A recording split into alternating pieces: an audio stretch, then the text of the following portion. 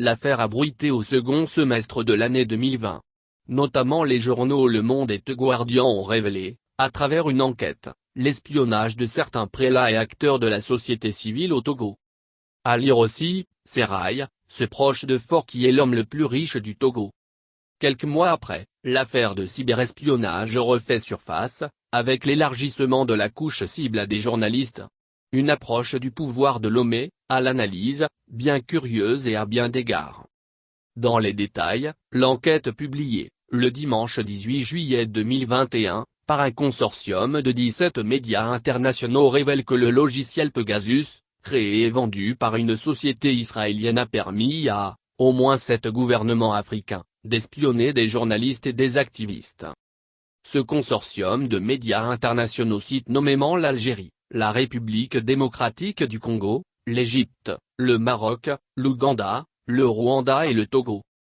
Cette carte publiée par l'ONG Forbidden Story, basée à Paris, en partenariat avec Amnesty International, loin d'être une exclusivité africaine, indique par ailleurs que le logiciel espion israélien a été utilisé pour cibler, en tout, 50 000 numéros de téléphone à travers le monde.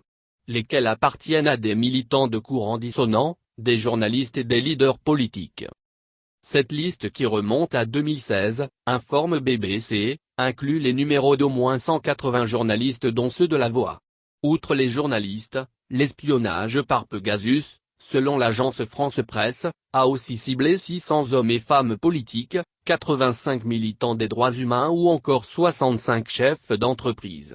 Plus poignant, l'enquête indique que dans certains cas, les cibles ont été retrouvées mortes, d'autres contraintes à l'exil. Selon cette enquête, 3 journalistes togolais sont espionnés par ce logiciel accueilli à plus de 15 milliards CFA par l'État togolais.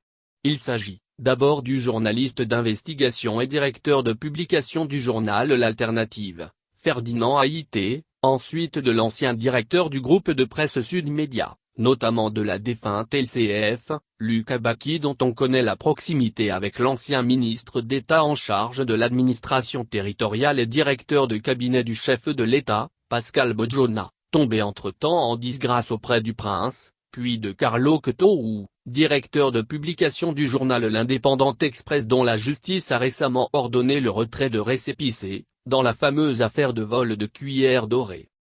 Avant ces 3 journalistes, on se rappelle que les travaux de Citizen Lab, ce laboratoire canadien de recherche, rattaché à l'Université de Toronto, qui étudie le cyberespionnage contre la société civile a révélé que le logiciel israélien Pegasus et sa maison Merzo ont aussi espionné plusieurs personnalités togolaises via leur téléphone portable.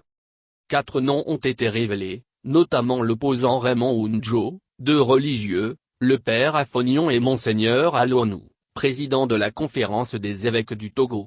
Des personnalités connues pour n'avoir pas toujours été tendres envers le pouvoir de la famille Gnassingbé qui règne d'une main de fer sur le pays depuis plus de 50 ans. Par ailleurs, le nom de l'ancien ministre des Affaires étrangères Elliot Oin a été aussi cité pour avoir été également espionné via Pegasus.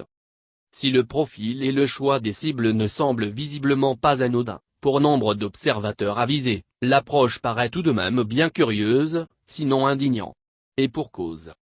En effet, si l'on peut comprendre, sans pour autant le légitimer, le choix de certains pays comme le Rwanda, sorti de la guerre, et qui demeure une zone instable et permanemment sous la hantise de rébellions, donc pour des raisons de sécurité nationale, il paraît bien curieux que le Togo fasse partie des pays ciblés. Puisque ce logiciel, par essence, est censé tracer les terroristes. Donc logiquement utile aux nations menacées par le djihadisme, notamment le Niger, le Burkina, le Mali, le Tchad, le Nigeria ou encore le Cameroun. Surtout que ce logiciel coûte une fortune, son acquisition peut être excusable ou légitimée dans le contexte d'une lutte régionale, puisqu'il reviendrait à un coût abordable pour les nations menacées.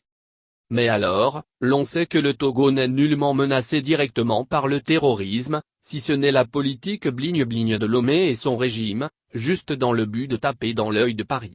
Sinon, aucune raison n'explique fondamentalement l'achat, par le Togo, de ce que nous qualifierons ici de jouet Pegasus qui coûte près de 16 milliards CFA. L'on en vient donc à conclure qu'au Togo, on fait tout et rien, pour conserver son pouvoir, voire même aller jusqu'à violer la Constitution qui consacre en son article « la sacralité de la vie privée ». Au nom de la protection du fauteuil, on se permet de farfouiller à volonté dans la vie privée de ses plus proches fidèles et même des ambassadeurs.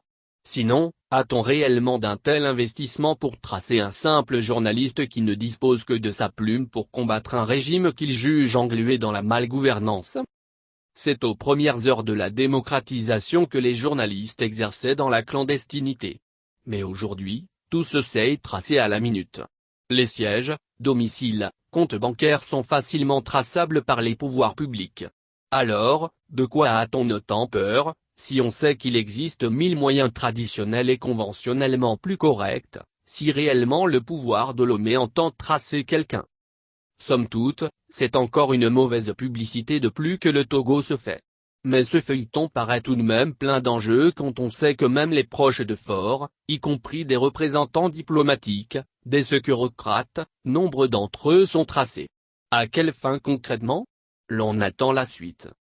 Mais cette méthode de gouvernance qui consiste à débourser des milliards pour l'achat d'un tel logiciel, pendant que ce pactole peut servir à faire 1000 chantiers dans le social, consiste, pour le régime de Faure, de faire du cynisme du simplement. L'on pense mieux sécuriser son pouvoir en utilisant les deniers publics à acheter des logiciels extra-gamme pendant que le contribuable ploie sous le poids de la vie chère. Mais la réelle menace pour le régime de Faure se trouve bien être le chômage et la faim. Ce que semble ignorer le prince de 2005.